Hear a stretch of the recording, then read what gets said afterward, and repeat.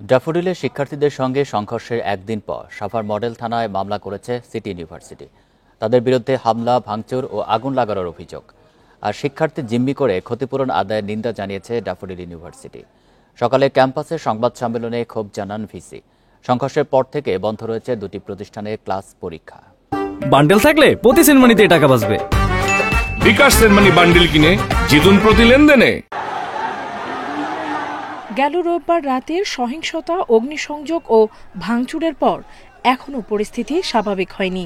Daffodil ইউনিভার্সিটির শিক্ষার্থীদের হামলায় ক্ষতিগ্রস্ত হয়েছে আশপাশের দোকানপাট। ভয় আর আতঙ্কে অনেকেই খুলেননি ব্যবসা প্রতিষ্ঠান। যারা খুলেছেন তাদেরও দুরবস্থা। মারামারির কারণে কাস্টমার আয় না, পুরা দিন টিভি সব কালি সকালে 10টা বিক্রি হয় নাই। মালিক আমরা বেতন দিব কেমনে? ব্যবসা বাণিজ্য লইয়া চলাফেরা লইয়া পয়পোলা বান এমনি রাস্তাঘাটে চলাফেরা করা পারবো না। এদিকে আগুন ও ভাঙচুরে ক্ষতিগ্রস্ত সিটি ইউনিভার্সিটি ক্যাম্পাসে এখনো শুনশান নীরবতা। শিক্ষক শিক্ষার্থীদের আনাগোনাও চোখে পড়েনি। এমন পরিস্থিতিতে আগামী 4 নভেম্বর পর্যন্ত বন্ধ থাকবে ক্লাস ও পরীক্ষা। এছাড়া বন্ধ রয়েছে আবাসিক হলও।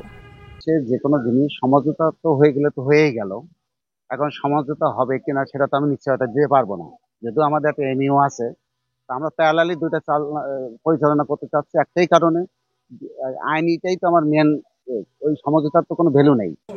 অন্যদিকে নিরাপত্তার শঙ্কায় 31 অক্টোবর পর্যন্ত সব ক্লাস ও পরীক্ষা স্থগিত করেছে ড্যাফোডিল ইউনিভার্সিটি কর্তৃপক্ষ। বলছে শুধু গাড়ি পোড়ানো আর ভাঙচুরের জন্য নয়, শিক্ষার্থীদের জিম্মি করে শারীরিক ও মানসিক নির্যাতনের জন্য ক্ষতিপূরণ দিতে হবে।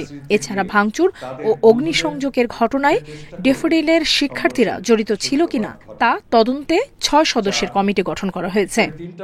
আমরা যখন অসহায় বোধ করছিলাম তখন আমরা থানায় ছুটে গেছি এবং আমরা অভিযোগ দিয়েছিলাম এবং কেস করার প্রস্তুতি নিচ্ছিলাম।